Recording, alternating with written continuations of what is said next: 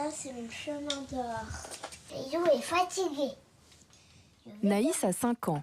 Il y a encore quelques mois, elle n'arrivait pas à s'occuper toute seule. Elle avait besoin de sa maman pour parvenir à démarrer une activité. Qu'est-ce que tu fais, Naïsou?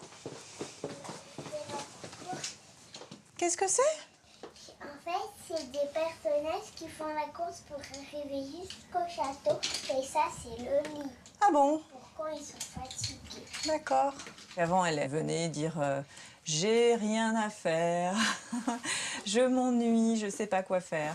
Et donc, il fallait aller dans sa chambre ou dans le couloir chercher un jeu et démarrer le jeu avec elle et puis rester à côté d'elle.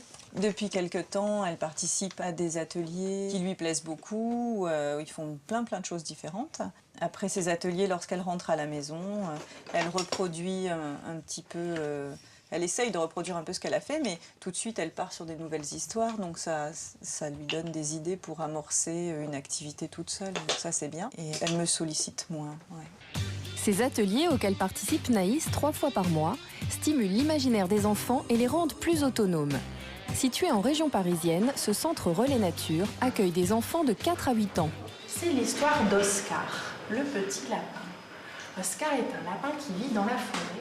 Première activité de la journée, l'atelier Vivons notre conte. Alors un beau jour, Oscar, le lapin, décide de se faire son jardin pour de vrai. Il décide d'arrêter de l'imaginer et de jardiner. Et un jour, toutes les tomates sont venues, les salades sont grosses, les grosses carottes oranges qui donnent envie. À la fin de l'histoire, Amandine demande aux enfants de choisir une scène du conte et de l'imaginer sur papier.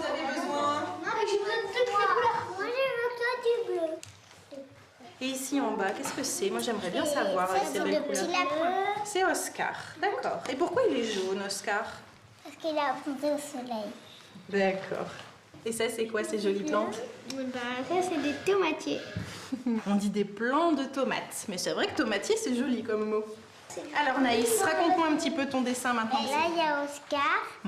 Et comme il avait pleuvu des grosses gouttes avec le soleil, et ben, ça a fait un arc-en-ciel et la salade, elle participe à l'arc-en-ciel. Ah oui, elle grimpe dans le ciel la salade tellement elle est jolie. Pour qu'un enfant puisse s'occuper tout seul, il a besoin d'avoir des pistes, il faut stimuler son imagination. C'est vrai que là sur l'atelier conte, ils entendent l'histoire, donc ça leur permet de commencer à se faire des images. Les enfants arrivent à intégrer l'histoire, ils se la personnalisent pour après en recréer d'autres. Là on a vu apparaître un arc-en-ciel qu'il n'y avait pas au début dans le conte qui leur a été raconté. Ils arrivent à intégrer des petites touches à eux. Toujours pour apprendre aux enfants à passer de l'imaginaire à la réalité, Amandine leur propose de jardiner dans le potager comme dans le conte.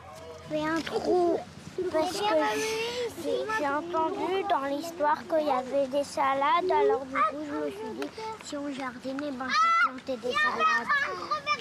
Anaïs, la première fois que je l'ai vue, elle était très timide, à pas oser venir vers les autres enfants ou vers moi, et que maintenant elle est autonome. On sent qu'il y a une évolution. Elle imagine beaucoup de choses, on l'a vu dans les dessins, et puis elle arrive à se débrouiller toute seule beaucoup plus facilement que certains enfants de son âge.